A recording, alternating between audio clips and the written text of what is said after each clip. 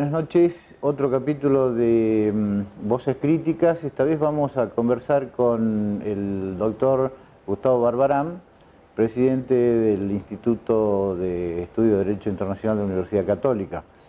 Bueno, estábamos nosotros conversando hace un rato con el embajador de Panamá y hablábamos de que le ha tocado un sitio bastante candente y caliente en este momento, ¿no? Complicado. ¿Cómo podemos explicar ese tablero que hay ahí? Bueno, buenas noches y muchas gracias por la invitación. Al contrario. Me alegro de estar acá acompañándolos en la difusión de esta clase de temáticas que debiera ser el principal motivo de reflexión en la Argentina. Esto es el escenario global y el largo plazo. Y esta visita reciente yo lo escuché al embajador precisamente en la universidad, y evidentemente que le ha tocado un momento muy difícil por el contexto general de la situación en Medio Oriente, que a su vez opera en el contexto del rediseño geopolítico global. Y en ese sentido, los Emiratos son, yo no quiero desmerecer de ninguna manera, pero son piezas menores de un juego estratégico más complejo que tal vez tenga tres protagonistas principales, ¿no? Arabia Saudita, Irán e Israel. Las demás piezas se van acomodando a ese juego más amplio. Obviamente hay que computar Turquía y Egipto, que es evidentemente cuál va a ser el destino de Medio Oriente frente a esta crisis interminable de Siria y de Irak. Ahora, estos tres protagonistas principales, ¿no?, que hablamos de Arabia Saudita, de Irán, de Israel, en realidad están asociados a sus socios mayores, ¿no? Es decir, dependen de esto. Son piezas de una articulación mayor donde juega Estados Unidos, Rusia. En el caso de Israel, tal vez sí, por el apoyo incondicional del gobierno de Trump ahora, pero en el caso de los países musulmanes, el tema es un poquito más complicado porque ahí se está debatiendo, a mi modo de ver, un liderazgo. Y si bien Arabia Saudita tiene una relación estratégica con Estados Unidos, Irán la tiene con Rusia, o sea, que indirectamente en el juego de Medio Oriente operan estos dos grandes actores mundiales, pero que sin duda tampoco las tienen todas consigo, y más en el caso de Rusia. Rusia está haciendo todo lo posible para recordar al mundo que es un actor principal en la política mundial. Además, el país más grande del planeta. ¿Cómo juega la China dentro de ese eje que se mueve acá? China tiene la necesidad de sostener su economía y alimentar 1.600 millones de personas, que no es una tarea fácil. O sea que hoy por hoy yo creo que la preocupación de China pasa más por los problemas económicos y comerciales que los estratégicos, aunque obviamente los estratégicos se derivan de lo otro. China tiene una curiosa etapa de apego y desapego hacia el mar. Ahora, cuando la cuestión de los mares es el tema central del siglo XXI, China se está rearmando, está teniendo una presencia mucho más activa en el mar de China, y por ende empieza a mirar hacia el Índico lo conecta con África, China necesita mucho del África y está haciendo enormes inversiones en África. y sobre todo en varios países, inversión en infraestructura para permitir entrar y salir con mercadería, ¿no? Este no es un concepto muy conocido, digamos, en la prensa o generalizado, el tema, esta expresión de que el nuevo diseño estratégico tiene que ver sobre el mar. Es decir, un poco que el común tenemos todavía la mirada puesta, en el caso de Medio Oriente, por ejemplo, los recursos, lo que llamábamos la vieja ruta de la seda. Pero ¿cómo explicaríamos esta nueva mirada? Es decir, acá estamos discutiendo espacios de mar, no de tierra. ¿Es así? Bastante que es así. Y eso está muy vinculado con el tema del escudito que estás llevando en la solapa. Sí. ¿Por qué crees que Gran Bretaña persiste en sostener su base militar en las Malvinas? Y porque los recursos polimetálicos del lecho marino, los hidrocarburíferos del subsuelo y la pesca es la nueva disputa del siglo XXI. O sea, en ese sentido, tu apreciación es totalmente acertada. China lo sabe. Obviamente China no está en condiciones de disputar espacio de poder en el Atlántico Sur, pero si nosotros no reaccionamos, tarde o temprano lo va a hacer.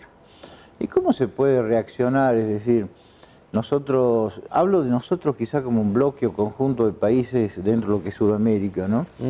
Que tenemos una idiosincrasia más o menos similar, pero a los cuales o a cuya dirigencia parece no estar, digamos, mirando más allá de la coyuntura propia de cada país.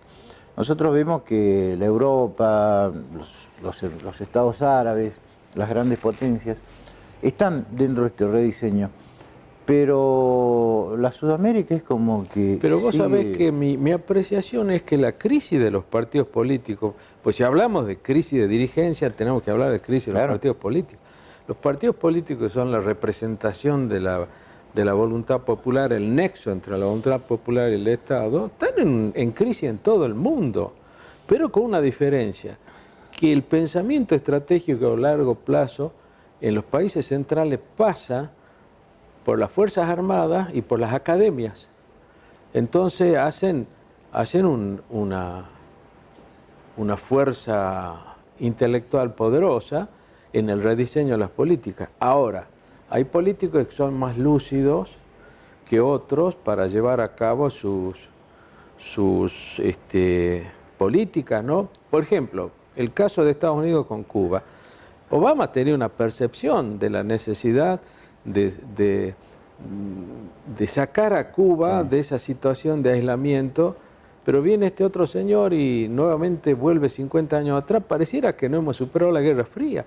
Otro caso, el de Corea, igual, es otro resabe de la Guerra Fría. Ahora, mencionábamos justamente la cuestión de Malvinas dentro, porque pareciera incluso a niveles ya anticipados hace 20 años, de que cuando se hablaba de Sudamérica como el continente de la esperanza, ¿no? No solamente la esperanza en cuanto a recursos y demás que contiene, sino que ahora parece ser una esperanza en cuanto a la estrategia, es decir, la estrategia del mundo parece estar mirando al cono sur, en particular a todos sus mares, ¿no? ¿O no? Sí, pero me parece que el continente de la esperanza en el siglo XXI es África. Eso es interesante. No es Sudamérica, es África. Nosotros hemos perdido demasiado tiempo. Ahora eso no quiere decir que no tengamos tareas pendientes que hacer, ¿no? Porque esto responde también a una visión, ¿a qué visión del escenario tenemos? ¿Cómo va a ser el mundo del futuro? ¿Va a ser un mundo multilateral, un mundo multipolar, un mundo cosmopolita? Es decir, todo esto no son invenciones mías, son reflexiones de distintos intelectuales del mundo. Entonces, si vos tenés una percepción de cómo va a ser el mundo, te movés en función de eso. Obviamente, nuestro destino nacional está más atado a Sudamérica, qué sé yo. Eso no quiere decir que no hagas cosas con África. Sí, evidentemente, o sea, yo soy muy crítico en este sentido de que creo que tenemos una dirigencia, salvo excepciones, a nivel sudamericano que está bastante lejos de mirar el mundo en los términos que lo pueden estar mirando los líderes de las grandes potencias, ¿no? Creo que es parte de la decadencia que tenemos, lo cual es una hipoteca, ¿no? Claro, Como país. por eso te digo que acá depende de cómo estés mirando el rediseño mundial. Y acá lo ato de nuevo con el tema Medio Oriente que origina esta entrevista. Los países islámicos, no solamente los países árabes son islámicos, Irán y Turquía no son islámicos, no son árabes, pero son islámicos. Son países que tienen muy arraigada en su más profunda conciencia la idea de la universalidad. Lo que vendría a ser el catolicismo, la universalidad católica, es para ellos la umma. Entonces a vos no te puede extrañar que salga un grupo queriendo restaurar el califato, porque en el fondo la idea del califato se asienta en la comunidad universal de los creyentes, que es lo que se llama la umma. ¿Sí? Entonces, en la antigüedad, y no tanto en la antigüedad, porque el último califa terminó con la Primera Guerra Mundial, el califa era el que tenía el poder político y la conducción de esa comunidad universal. O sea que en todas las culturas hay una tendencia a la, llamémosle, pero a la regionalización. Sí. La patria grande sudamericana también se inscribe en eso, aunque por motivos distintos, porque la UMA tiene un componente religioso que los otros procesos no lo tienen. Exacto. Pero estas cosas hay que leerlas, Ernesto, hay que estudiarlas. Bueno, es que es la gran falencia que tenemos incluso en nuestros sistemas educativos, ¿no? ¿Qué te parece? Yo creo, evidentemente, quizás viene a cuento hacerlo porque no estamos como pueblo preparados para discutir estas cosas. Primero porque no las entendemos, no las sabemos. Luego porque tenemos un sistema educativo que nos destruyó toda... Si ni siquiera conocemos la historia nacional, mucho menos podemos pensar en conjunto latinoamericano. Es decir, la idea de Bolívar termina siendo aquella frase que lo único que se puede hacer es emigrar, ¿no? Y varar pasé mi vida arando en el mar. Claro, no hemos sabido consolidar eso, es decir, el ideario de los grandes próceres ha terminado siendo una bandera política como el caso de lo bolivariano. Es decir, pero fíjate vos que hay renovaciones de esa vieja idea, que hoy por hoy es medio impracticable, pero no quiere decir que no se pueda trabajar por parcelas. Por ejemplo, una de ellas, el Mercosur. Un gran pensador uruguayo como fue Alberto Metol Ferré hablaba de esto, ¿no? Él tiene un libro que se llama Los Estados Continentales y el Mercosur. Tiene un pensamiento geopolítico, una proyección fantástica. Dentro de eso, yo sigo mucho el pensamiento del general Guglielmelli en el sentido de considerar a la Argentina como un país peninsular. Entonces, él dice que la península sudamericana empieza en la Punta Rasa, al Cabo San Antonio, en la boca del Río La Plata, San Rafael, Valparaíso. Esa es la península. Si vos lo ves al mapa mirado de la Antártida, esa península está en medio de la nada. En medio de la nada. Además, si tenés la percepción de que el mar representa las 7/10 partes del planeta, o sea, 3/10 partes es tierra, 7/10 es agua. Entonces esa península perdida necesita conexión en los dos océanos. Argentina, por su condición antártica, también es bioceánica. ¿Eso qué significa? Que tiene que trabajar con Uruguay y Chile intensamente. Lo cual nos vuelve a poner otra vez en ese punto estratégico de Malvinas, ¿no? Sí, señor.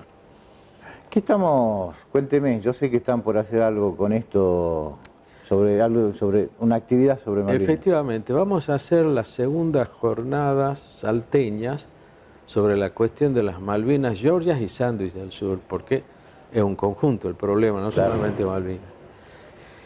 De la primera jornada salió un libro que ya va por su segunda edición, corregido y revisado. Ese libro sé que se están editando unos nuevos ejemplares. La idea es sacar un nuevo libro de, van a ser 8 disertaciones en 4 paneles, donde ya no tanto vamos a apuntar al pasado, porque estamos convencidos en nuestros títulos, a qué seguir dando vuelta sobre ellos. Son estos, claro. Tenemos títulos soberanos. Sino ver cómo es que se podría resolver la cuestión de la Malvinas, que de acuerdo a la disposición transitoria primera de nuestra Constitución es un imperativo histórico e inclaudicable de la República Argentina. ¿Qué? Entonces eso va a ser 8 y 9 de junio en el aula magna de la Universidad Católica. Además va a venir, entre los panelistas va a estar el doctor Carlos Biangardi, que es un experto en Malvinas de la Universidad Nacional de La Plata, Católica de La Plata y del Instituto de Relaciones Internacionales de La Plata. Bueno, doctor Gustavo Barbarán, muchísimas gracias por su tiempo. Ha sido un gusto. Y esta ilustración que realmente sirve para esclarecer temas de los cuales estamos intelectual y geográficamente lejos, ¿no? Pero en esos, geográficamente no lo sé. En eso Salta tiene que cumplir un papel trascendente, porque es el corazón del centro-oeste sudamericano. Eso es todo un tema para desarrollar luego. ¿Sí? Cuando quieran. Muchas gracias, Gustavo. No, a ustedes.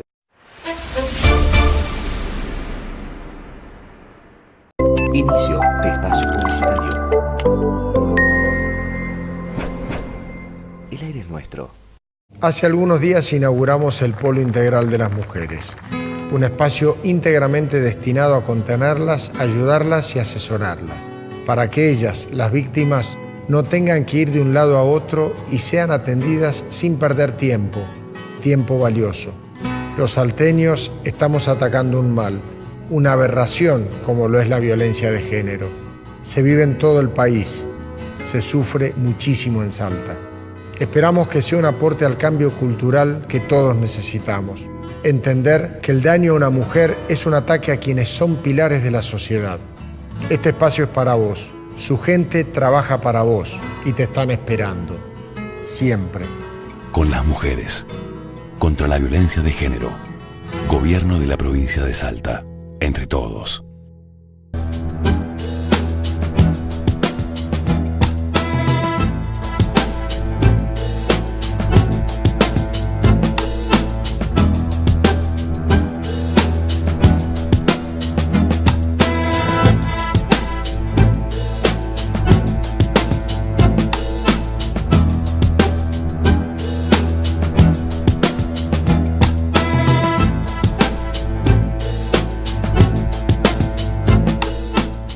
Ahora, para comprar todo para tu perro o gato, te esperamos en El Griego, supermercado de mascotas. En un solo lugar, más de 100 marcas de alimentos al mejor precio. El Griego, supermercado de mascotas, en sus 2 direcciones, Entre Ríos 1441 y Subiría 1500. Recibimos tarjetas de crédito, no busques más. Te esperamos en El Griego, supermercado de mascotas, Entre Ríos 1441 y Subiría 1500. Teléfono 439-1547.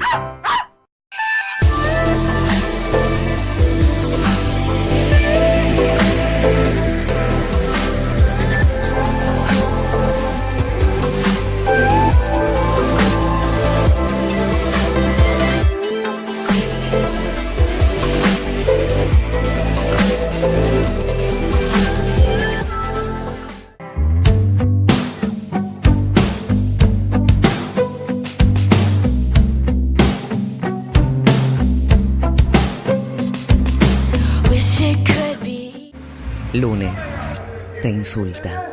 Martes, te pide perdón. Miércoles, te empuja. Jueves, te dice que fue su culpa. Viernes, te golpea. Sábado, te dice que te ama. No hay excusas que frenen la violencia. No esperes ni un día más. Si sos víctima de violencia de género, llama al 911. Por información y asesoramiento, llama hoy al 144, gratis las 24 horas. Gobierno de la provincia de Salta. Ministerio de Gobierno, Derechos Humanos y Justicia. Fin de espacio publicitario. es nuestro. Hoy día con unos invitados de lujo, que es el embajador de Panamá en el estado de Qatar, Oreste Ríos Sandoval, y David Valencia, miembro del Partido Conservador de Colombia, posiblemente presidenciable y capaz que dentro de unos años el presidente de ese país. Muy buenas noches, bienvenidos.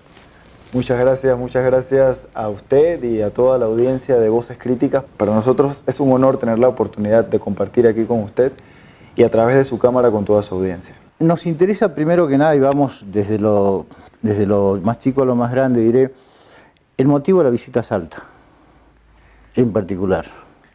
Yo creo que no estaría exagerando si menciono la importancia que tiene Salta para Argentina. Es un lugar que aporta muchísimo, según entiendo, con las exportaciones de soja. Aporta mucho también por todo el capital humano que aporta al crecimiento del país. Y lo digo ahora como un testigo de ello, porque nosotros, David y yo, apenas venimos de la Universidad Católica, en donde tuvimos la oportunidad de dar unas conferencias importantes, y lo más importante definitivamente es la presencia de los estudiantes que están sedientos de intercambiar ideas, que están sedientos de ser críticos, como este programa Voces Críticas, y de plasmar también con aquellas ideas posibles soluciones a los problemas sociales que tenemos. Entonces yo creo que Salta es un nido de juventud que en su momento aportará al futuro de la Argentina. En ese contexto, ¿qué podemos nosotros ver? Porque esta juventud de la que ustedes hablan, dentro de un corto, mediano plazo, van a ser los futuros líderes empresarios, los líderes políticos, los líderes sociales, en definitiva, ¿no? ¿De qué manera ven ustedes que se podría articular una relación a futuro entre esa nueva camada o dirigencia, por ejemplo, con un país como el de ustedes? Bueno, lo primero es que yo creo que Salta y Argentina tienen numerosas potencialidades. Cuando uno llega a Argentina y cuando uno oye a lo lejos de Argentina, uno ve que hay un país que tiene sus problemas y que tiene alguna crisis económica, pero cuando uno llega y conoce la Argentina, se da cuenta que este es un país rico, que tristemente está habitado a veces por gente pobre. Y eso es lo que uno no entiende. Entonces, sí, perdón. Respondiendo a tu pregunta, ¿cuál es el principal insumo para superar esa discrepancia que no debería existir? Claramente, primero, políticas públicas y segundo, la juventud. No hay cambio en la humanidad, cambio de verdad, que no haya iniciado por la juventud. Entonces aquí lo importante es empoderar a los jóvenes y demostrar que tienen un papel activo en la construcción del país y en la construcción de mañana. Y esto se hace precisamente abriendo los espacios de poder para que la política argentina se reoxigene. No diciendo esto que vamos a sacar pues a todos los políticos para escolar a todos los universitarios, sino que existe una sinergia entre la academia, la política y la actividad económica. Interesante el concepto, es decir, ¿qué entienden ustedes como políticas públicas? Políticas públicas entendidas en concepto amplio. Las políticas públicas son precisamente cómo la sociedad resuelve sus problemas estructurales con la ayuda del Estado. Pero la ayuda del Estado tiene que ser una ayuda digamos un estartarazo inicial. Ahí está, yo preguntaba porque cuando nosotros en este país hemos hablado recientemente, en épocas recientes, de políticas públicas, hemos hablado de subsidio y hemos terminado subsidiando todo. O sea que fuimos más allá de un estado del bienestar, ¿no? Claro, y eso no es sano porque cuando tú subsidias permanentemente acabas con el autorrespeto del ciudadano. El ciudadano se convierte en un apéndice del Estado que necesita del subsidio para subsistir. Y claramente, cuando se acaba ese autorrespeto, el ciudadano termina renunciando a su utilidad dentro de la sociedad. ¿Qué es lo que debería hacer un Estado? Debería potencializar la utilidad del ciudadano, brindar unos mínimos, no los máximos que son ese subsidio, claro, unos mínimos para que ese ciudadano se desarrolle su visión del mundo, desarrolle su visión de la política, su visión de la empresa, y de esa forma tendríamos una sociedad que empieza a caminar a la luz del crecimiento individual, de la sumatoria de crecimientos individuales. Esto es muy bueno, es decir, ahora, esto requiere de una pedagogía, ¿sí? O sea, de una educación.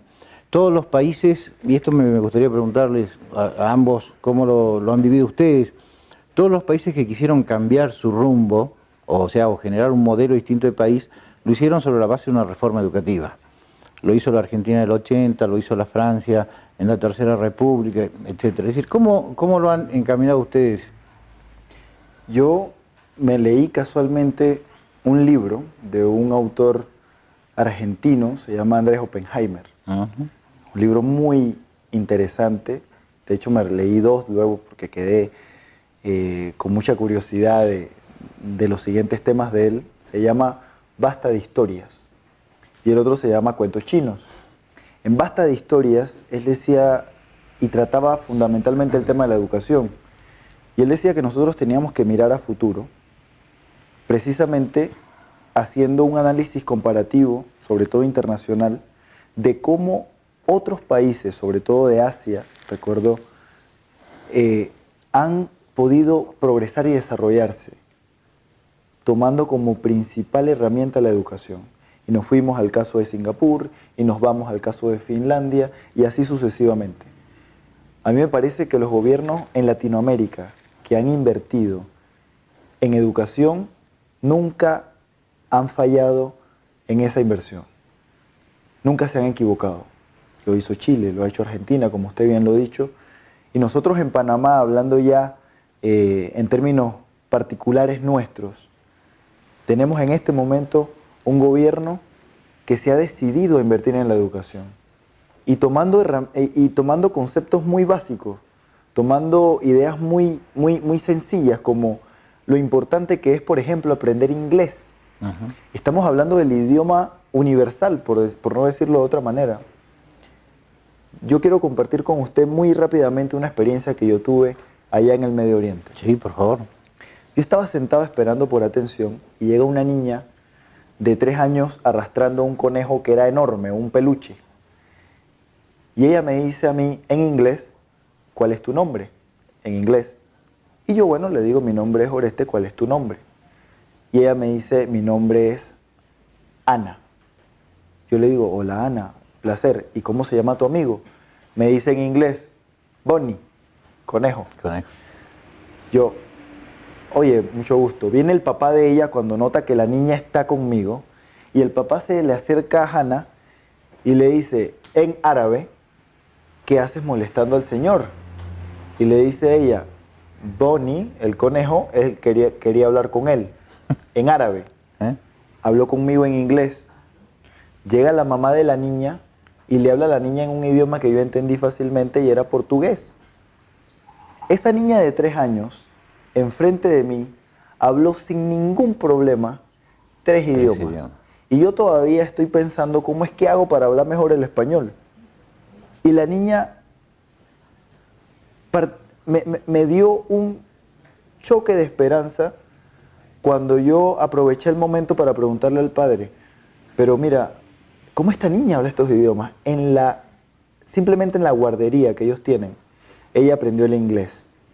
Y claro, su mamá es portuguesa y su papá árabe. Entonces tienen el inglés y el árabe, pero desde muy pequeños ellos están estudiando 4 idiomas. Cuando ellos terminan la primaria, allá en el Medio Oriente, tienen que hablar 4 idiomas.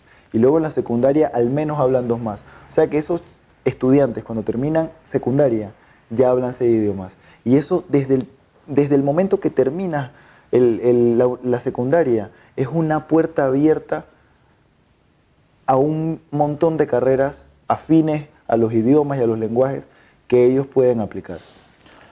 Menciona usted idiomas y yo quiero preguntar esto dentro del contexto internacional y de los tiempos que vivimos. ¿Hay que aprender chino? Qué buena pregunta. Qué buena pregunta. Yo creo que ya hay mucha gente hablando chino. ¿Cuántos chinos hay muchos? Es el idioma más hablado del mundo, pero yo creo que no estaría de más. De hecho, para responder diplomáticamente la pregunta, nunca está de más aprender. Pero la geopolítica y los movimientos que se están dando, hablando ya como un estudioso de los temas internacionales, nos obligan a pensar que ha llegado el momento en que naturalmente las evoluciones, así como las evoluciones del ser humano se dan, la sociedad también evoluciona. Y yo creo que está llegando un momento en el que la sociedad va a evolucionar y con ella el mundo.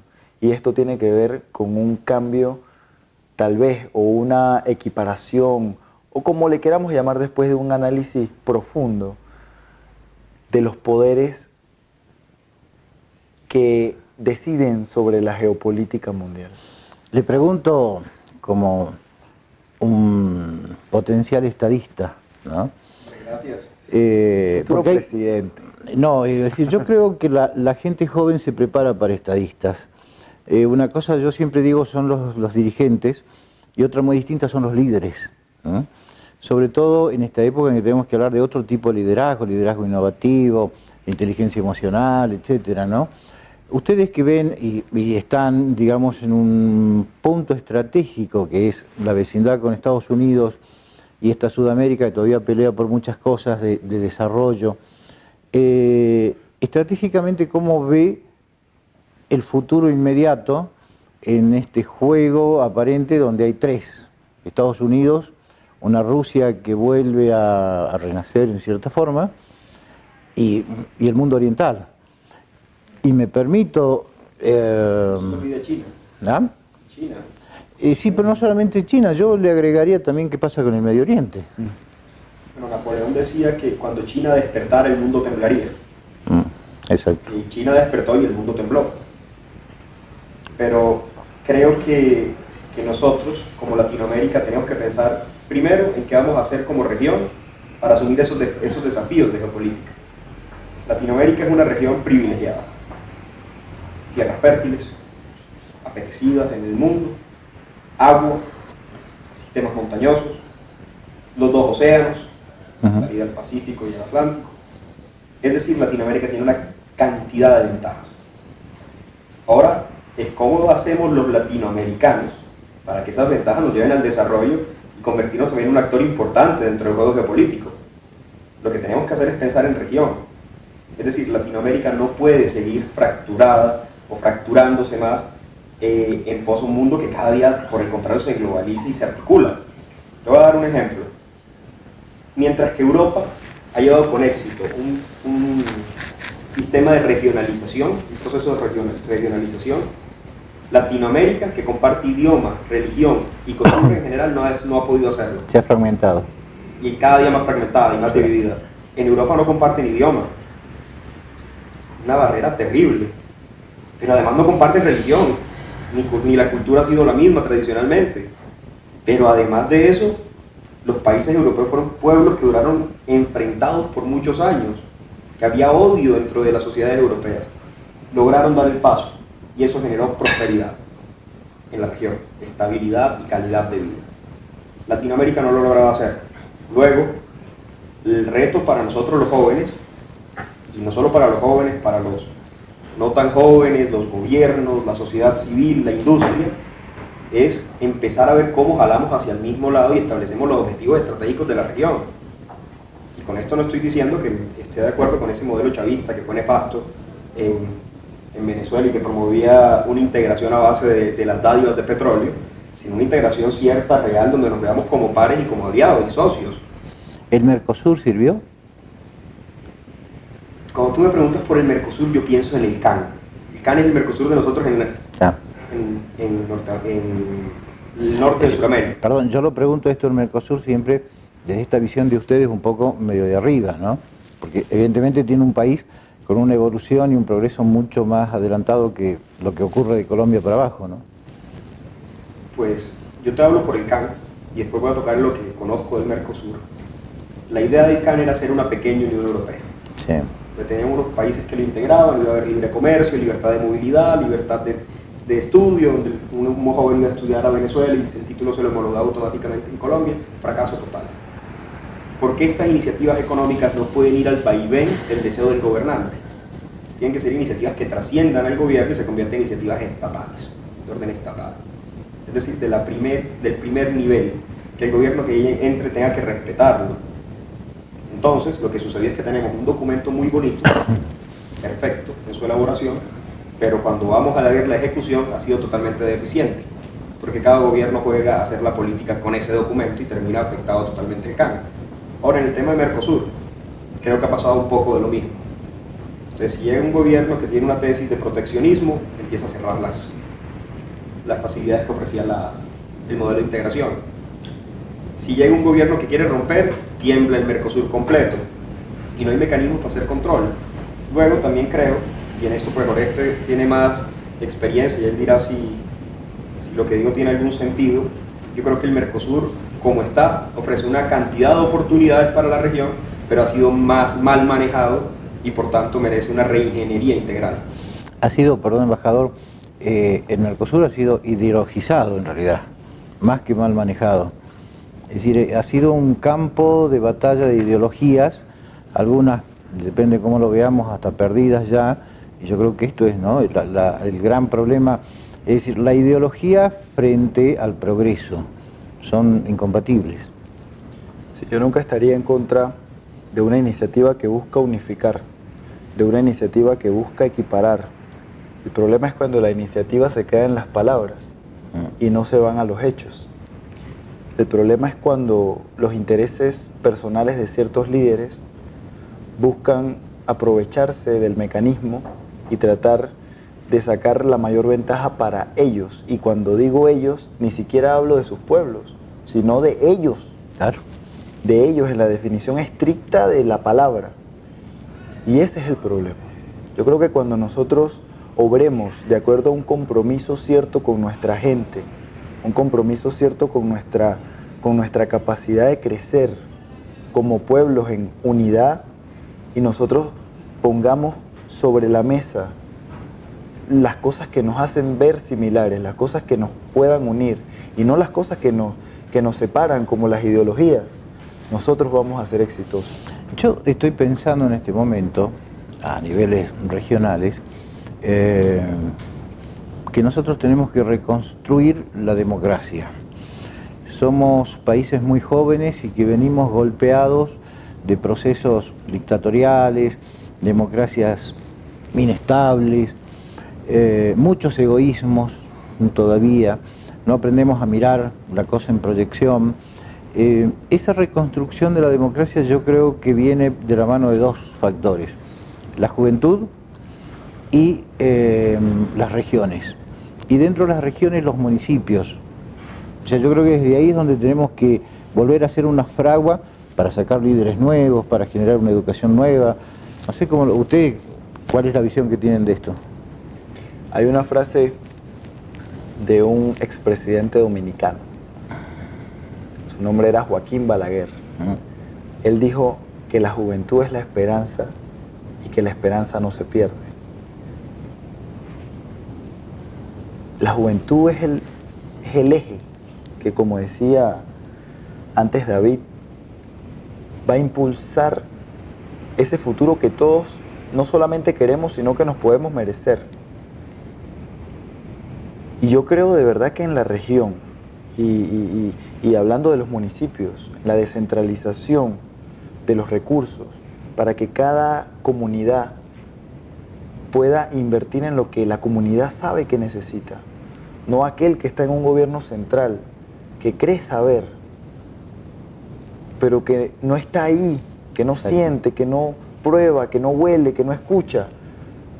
Yo creo que la descentralización es la salida para el crecimiento uniforme, porque muchos de los países que tenemos crecen, pero crecen como un niño con un tumor en la cabeza. Tienen una cabeza enorme, pero el cuerpo es muy frágil. Y por eso es que nuestra democracia está enferma y nosotros tenemos que inyectarle un antídoto. Y el antídoto, la herramienta para inyectar ese antídoto es la juventud y el antídoto es la educación. Y le hago una pregunta. Cuando comenzamos esta charla, usted hablaba de Salta como un espacio con muchas potencialidades. Esto es verdad, porque Salta tiene una posición geopolítica estratégica que viene de la época de la colonia, ¿no? Esto fue una fundación buscada, había que buscar un punto intermedio entre Lima y Buenos Aires para poder comerciar o llevar todo para España. Sigue manteniendo eso. la ruta transamazónica, los caminos que bajan, ¿no es cierto?, por el norte hacia el sur y demás, los puertos de Buenos Aires, de Rosario. Pero la pregunta es esta: ¿cómo harían, por ejemplo, un país como ustedes, que ven en una región como la del norte todas estas potencialidades, cuando nosotros todavía no podemos liberarnos de la dominación portuaria? O sea, cuando la generación del 80 acá dibujó este país, le puso trenes, y todos los trenes iban en una forma de embudo hacia Buenos Aires, la producción iba a Buenos Aires. ¿Cómo se hace eso para hoy formular protocolos? ¿Se pueden directamente armar con las regiones, con las provincias, o necesariamente tenemos que pasar por la nación? Creo que en materia macroeconómica siempre tiene que haber el concurso de nación y regiones. Y tiene que existir también la priorización de los intereses nacionales, que claramente es el desarrollo de las regiones, no otra cosa. Tú bien lo decías, Salta tiene unas ventajas competitivas. Su ubicación, que no solamente es media hoy entre Lima y Buenos Aires como en la época colonial, sino además hoy tiene a Bolivia, cerca a Perú, cerca al Brasil, cerca a Paraguay. O sea, su ubicación le permite ser un centro de desarrollo, un centro logístico inclusive. ¿Qué se necesita? La mano amiga, uno, del Estado, que nos ayude a hacer inversiones, y dos, la planificación regional.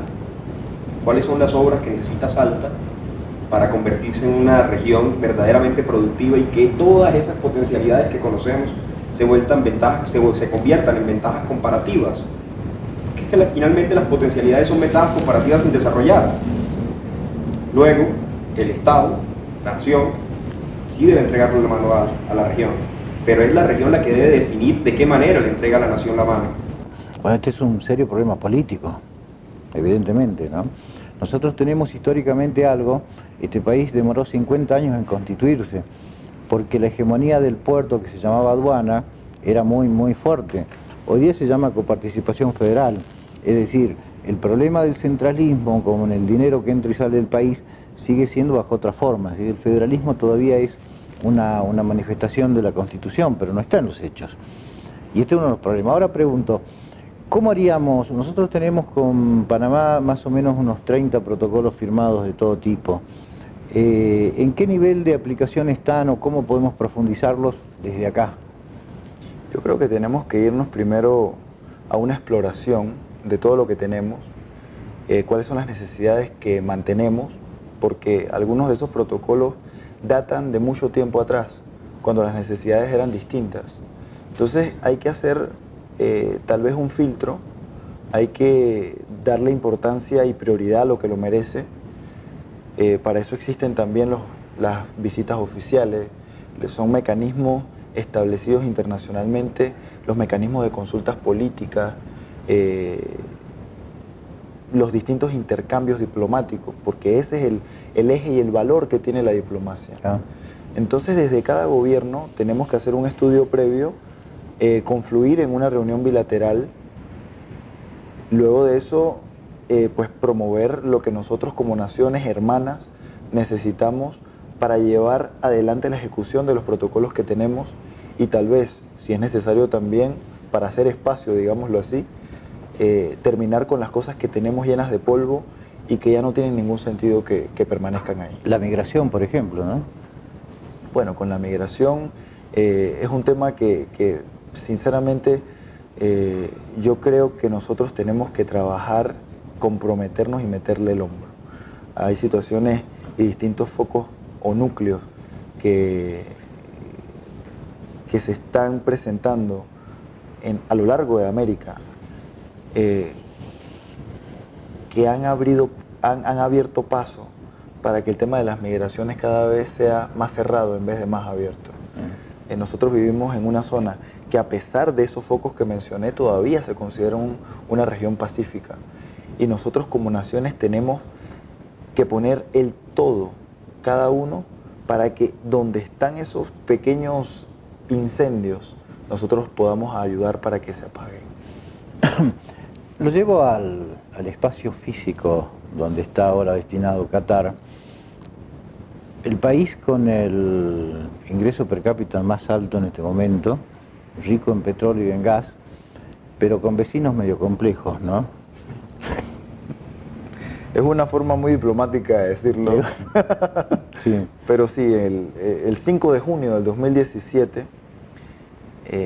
Qatar amaneció con la noticia de que sus principales socios, de que sus hermanos del Consejo de Cooperación del Golfo habían roto de forma unilateral las relaciones diplomáticas con el pequeño emirato. Y digo pequeño emirato porque su superficie es de 11.000 kilómetros cuadrados.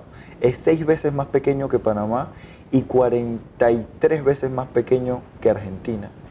Tiene de habitantes 3 millones, de los cuales 2.700.000 son extranjeros y apenas 300.000 son ciudadanos cataríes. Eso da la oportunidad para que el país, que tiene la tercera reserva más grande de gas natural, cuando tiene que repartir entre sus ciudadanos las bonanzas que por su geografía y que por la bendición de Dios o Alá o el Señor o la vida misma ellos tienen, la repartición sea mucho más satisfactoria para los componentes de la sociedad catarí. Y yo me pregunto, ¿qué es lo que realmente, o cuál es realmente la causa de ese bloqueo? Ellos han señalado a Qatar como un país que apoya el terrorismo, que promueve el terrorismo. Qatar ha exigido en los organismos internacionales en donde se debe, Naciones Unidas y demás, que ellos presenten las pruebas que sustentan ese señalamiento. Y ha pasado ya casi un año, pero yo lo digo con los hechos como un actor externo, como un simple testigo de lo que sucede. Hasta ahora no he visto las pruebas. No sé si habrá, pero yo no las he visto. ¿Tendrá que ver su relación con Siria? Dentro, Pues, porque tenemos un contexto muy... Es interesante la pregunta porque todavía llama más a la malicia. Y lo digo porque Arabia Saudita apoya el mismo bando que apoya a Qatar. Bahrein apoya el mismo bando que apoya a Qatar. Emiratos Árabes Unidos apoya el mismo bando que apoya a Qatar. Y es el bando revolucionario, la oposición al gobierno de Bashar al-Assad. Entonces, si ellos en ese lugar son de alguna manera socios estratégicos contra el gobierno de al-Assad, ¿cómo es posible que acá los intereses sean tan distintos o convergentes que ocasionen un bloqueo? Porque es un bloqueo comercial. Sí. Ellos han roto no solamente relaciones bilaterales diplomáticas, sino inclusive han bloqueado a Qatar comercialmente, que es una península. Para volar. Para volar. Ellos, ellos le cerraron el espacio aéreo que, bueno, Qatar ha promovido en los organismos que tienen la oportunidad distintas demandas para que se resuelva sobre ello. Nosotros estamos a la espera, pues, y lo digo, todos los organismos internacionales, todos los entes internacionales que tenemos presencia ahí, estamos en espera de ver al final cuál va a ser la decisión de esas organizaciones. Uno se pregunta mirando el globo terráqueo, ¿no? Y dice, porque lo de Qatar cuando dice la malicia, y sí, porque parece ser que la geopolítica en realidad está más apuntada al problema de los recursos que de las ideologías, ¿sí? Pero al final de cuentas todo el Golfo tiene el mismo problema. Yemen es un país que vive explotando, ¿sí? Volvemos a reeditar el problema de la ruta de la seda. China. Sí, un puesto estratégico, ¿no? Como decíamos, hay definitivamente un movimiento geopolítico importante y yo creo que nos debemos sentir orgullosos de formar parte de la historia, porque lo que está sucediendo en este tiempo y lo que se terminará de armar, yo creo que más temprano que tarde, es un cambio geopolítico importante en una era social de la humanidad. Una pregunta, así como para cerrar ese capítulo. Cuando hablamos de un cambio geopolítico importante, ¿ese cambio va a venir de la mano de un conflicto? Espero que no. Espero que no. Yo como diplomático creo en la diplomacia. Y siguiendo inclusive las directrices y líneas de mi país, nosotros creemos sinceramente en el diálogo. Nosotros promovemos en cada oportunidad, en cada espacio que tenemos el diálogo como la mejor herramienta para resolver cualquier tipo de diferencia y por supuesto cualquier tipo de conflicto también. Le hago una pregunta como para cerrar también, David. Usted es presidente. No me dio lo que quiera tener.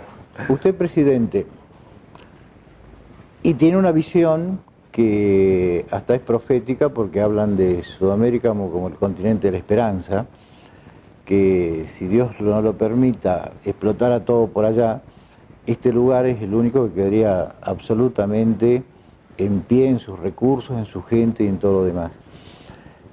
Persona joven, con una aspiración política y una cercanía al poder bastante importante, ¿cómo se plantea ese escenario hacia Sudamérica y hacia el resto del mundo que puede estar o no en un conflicto? Es decir, hoy usted es el presidente, ¿qué hace? Yo creo que cualquier líder tiene que velar por el bienestar de los suyos, y cualquier circunstancia de conflicto en la geopolítica, dentro del marco geopolítico, puede representar para Latinoamérica un problema, pero también una posibilidad de ocupar un espacio geopolítico. Yo creo que en la medida que seamos unidos, y si soy presidente, para responderte la pregunta, si promovemos cinturones de unidad, incluso para cooperar con la reconstrucción, el reabastecimiento de algunas poblaciones en dificultad, pues nosotros nos haremos muy importantes a nivel internacional. Yo creo que Latinoamérica, sin lugar a dudas, como tú lo decías, es el continente de la esperanza, y esa esperanza debe transmitirse, esa esperanza debe compartirse. Yo creo que de ser presidente haría lo que dice Oreste, mediar para evitar una solución bélica, un conflicto en Medio Oriente o en cualquier parte, porque al final del día todos perdemos. Te doy un ejemplo.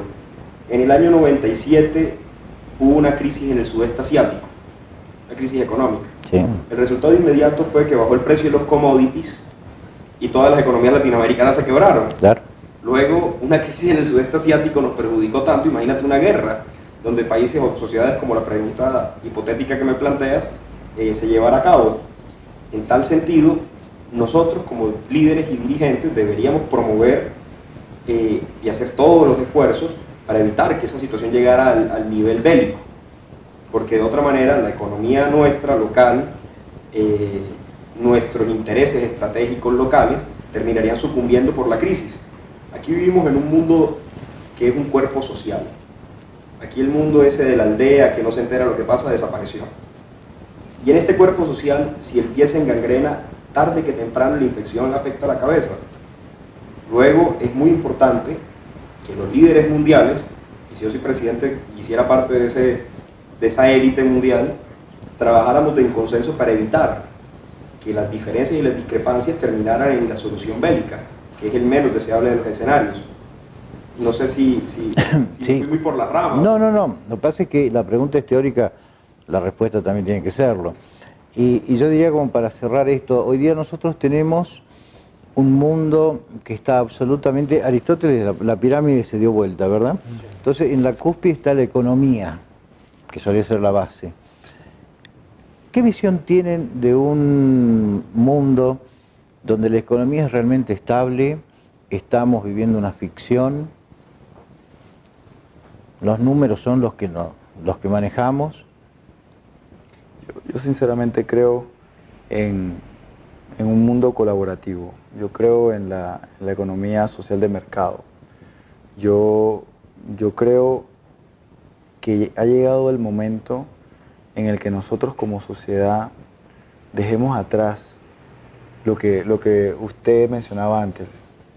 Dejemos atrás todas esas diferencias, que terminemos con esas peleas que parecen interminables, que pongamos la educación por encima o por delante de las sombras de la ignorancia, que pongamos el compromiso por delante del desdén, que pongamos la esperanza por delante del negativismo y del pesimismo.